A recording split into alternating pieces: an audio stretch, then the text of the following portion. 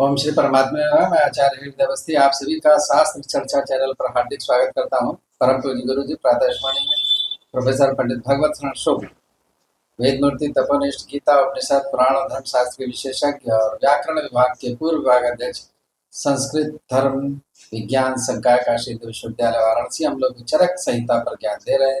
शारीर स्थान है और पांचवा अध्याय है पुरुष विचय, जिसमें 16वें श्लोक से आज गुरुजी सरल शब्दों में अर्थ हम लोग को सिखाएंगे। तो चलते हैं गुरुजी की ओर।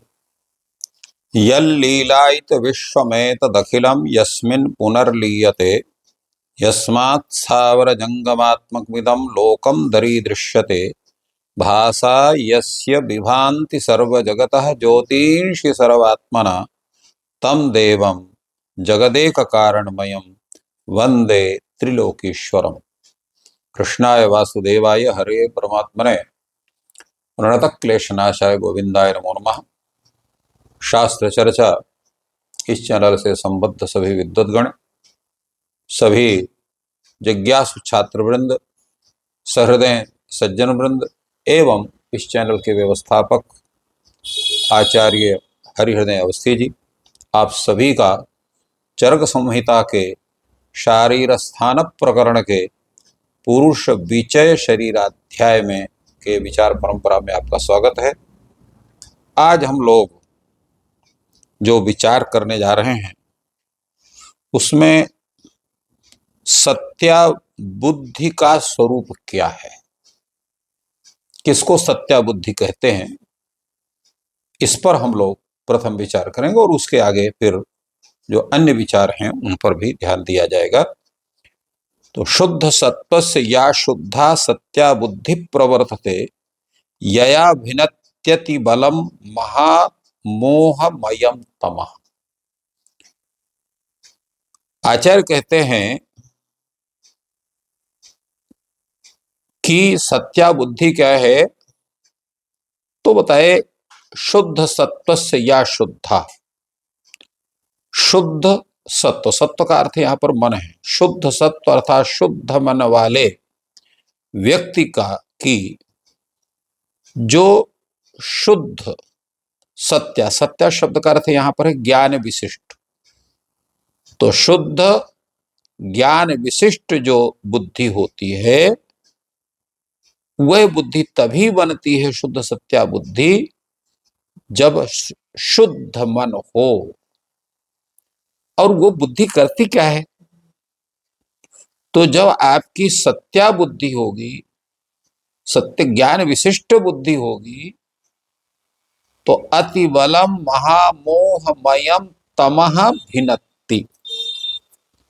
जिस बुद्धि के द्वारा यया यया बुद्धिया यया सत्यया बुद्धिया, जो सत्या बुद्धि के द्वारा जो साधक है, जो विद्वान है, वह अत्यंत बलवान महामोह रूपी जो यह तम है, अज्ञान है, उसका वो भेदन करता है, उसको नष्ट करता है।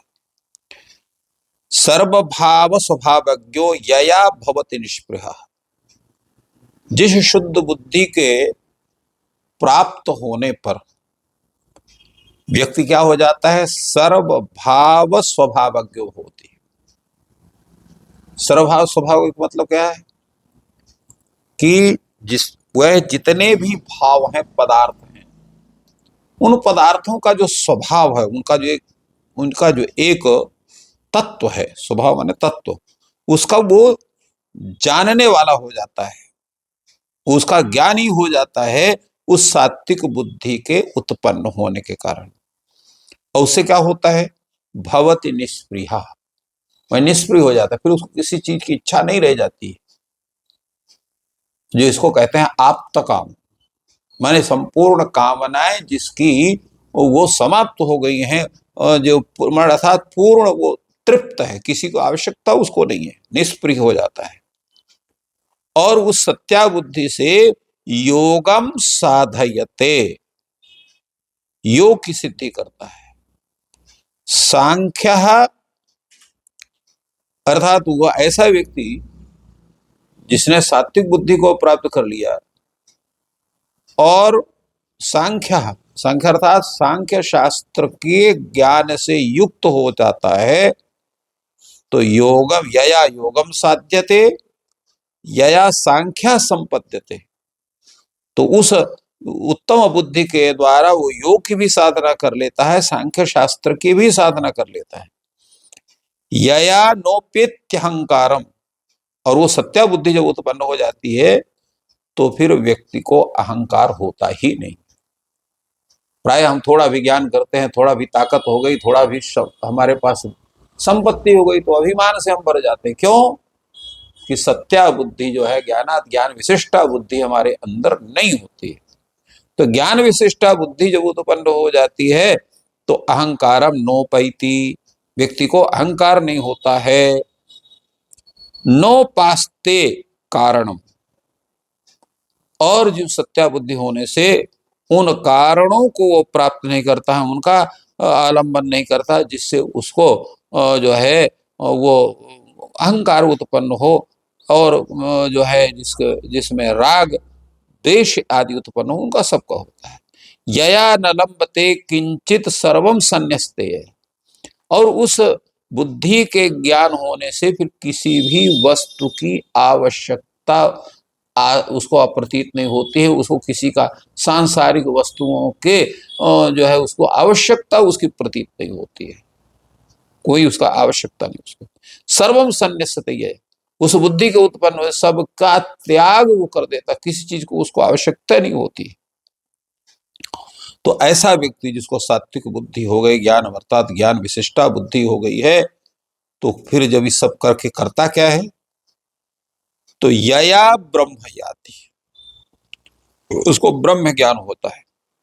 कैसा ब्रह्म ज्ञान होता है?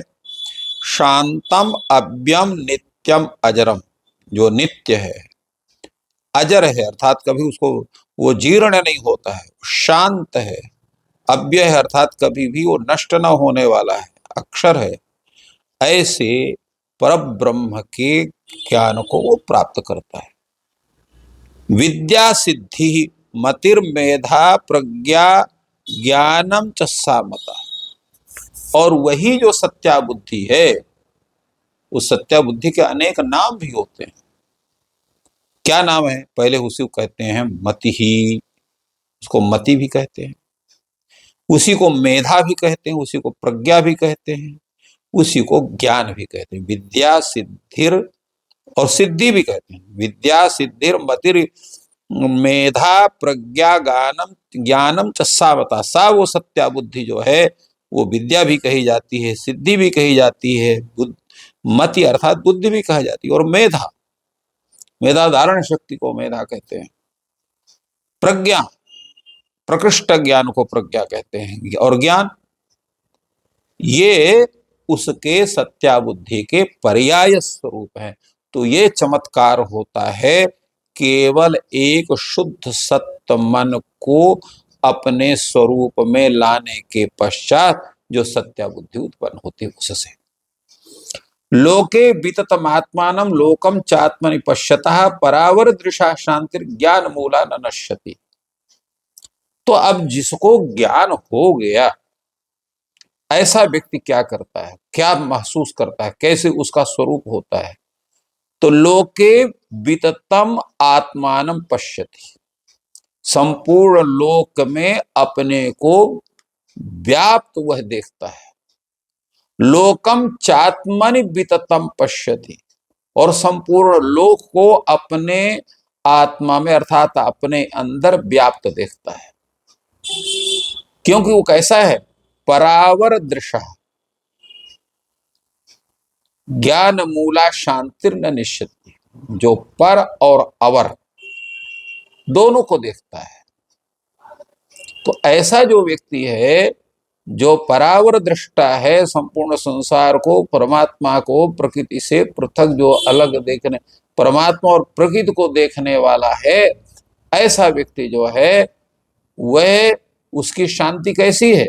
ज्ञान मूला शांति ही, वो ज्ञान मूला शांति है, ज्ञान जनित उसकी शांति है।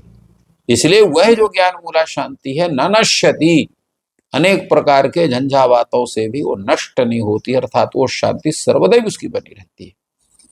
पश्यतः सर्वभावान ही सर्वावस्थासु सर्वदा ब्रह्मभूतस्य संयोग न शुद्धस्य उपपद्यते।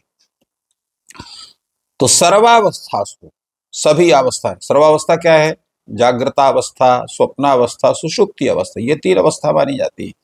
तो सर्वावस्थासु क्या करता है? सर्वभावान पश्यता, सर्वदा सर्वभावान पश्यता, सर्वदा अर्थात सभी समय में शरीरगत सभी भावों को देखते हुए। कौन देख रहा है? ब्रह्मभूत, जो अपने को ब्रह्म के रूप का साक्षात कर लिए। तो ब्रह्मभूतस्य सर्वावस्थासु सर्वभावान पश्यतः शुद्धस्य संयोगः न उपपद्यते।